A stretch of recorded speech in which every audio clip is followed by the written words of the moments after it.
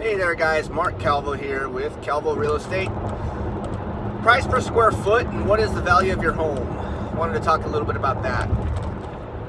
So when you're pricing out a home or you're trying to figure out what the value is, you obviously want to look at the bedrooms and bathrooms and of course updates, upgrades, landscaping, things like that. But you know, it's kind of hard to compare, especially if you're like in a rural area or an area that is you know, not as cookie cutter, like if there's not a home that's the exact same model as your house or your neighbor's house, whatever the case may be. Let's say there hasn't been a lot of comps in the area. What you want to kind of look at is, first off, don't look at what's on the market because that really is not justifiable. Anybody can ask anything. But you got to look at what has actually sold in the last, let's say, 60 days. If there's not enough market data or comps, then you got to look at what sold last 90 days, 180 days, and sometimes, you know, in rural areas, I'll go back 360 days. So 1 year even, depending, to kind of get a good understanding. Usually, you'd only need to go back, you know, 60 to 90 days to find comparables. But then you also want to look at something nearby. You know, about a mile to mile and a half radius, you should be able to find that market. And from there, start taking a look at, of course, you know, like homes, and do your square foot range and such, right? You know, if it's a 1,000 square foot house to 1,000 square feet, like let's say 700 square feet to 1,200 square feet, and look at that range and see what they're selling at. But the way you kind of want to boil it down is take a look at your price per square foot, because that's a lot of times what the appraisers are going to be looking at. So once you found your matches, you got a couple different, you know, 4 to 5 different properties, all with similar bedrooms, similar bathrooms and stuff like that, similar upgrades. That will generally be the price of what your house is.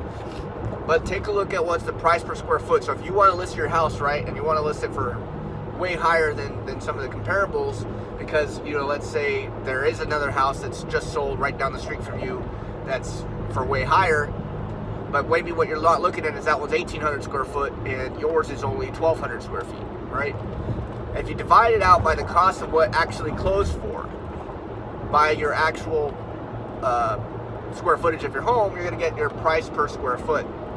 That's ideally the number that you want to take a look at to see, is it going to appraise for that or not? Is it going to justify your price or not? Okay? Because remember, guys, when you sell a home, you can ask whatever you want, and let's say you even get an offer for it, but if that offer has an appraisal contingency, which most of them do, then you're not going to get that price for the house unless, you know, the appraiser fudges the numbers or so. So when you're talking to agents, real estate agents can tell you, oh, I can sell this house for this, I can sell this house for that. Yeah, but do the comps justify it? Will it get appraised for that? And ask your agent for the comparables that they're actually basing on it, not just some number. Because what happens a lot of times is when you get into listing situations, the agent is going to tell you what you want to hear just to get the listing. They're going to sign on the make you sign on the dotted line. Now you're committed to them. They put it on the market for whatever you want. And actually, if you put it on the market for too high, it's going to sit there. And now you start having that downward arrow where you're starting to readjust the price, and you actually sell it for less than what you could have sold it for if you were to actually just put it on the market for a decent market value. Okay, so don't be fooled by the flashy agent number that they give you and get your hopes all up that you're going to sell it for the number that they tell you. Look at the comps yourself, look at the comparables, look at the price per square feet, and see if it's justifiable for that number that they're telling you. Okay? So that's all. Just wanted to kind of touch base on that. If you guys have any questions on real estate, need anything, give me a call, and talk to you soon, guys. Bye.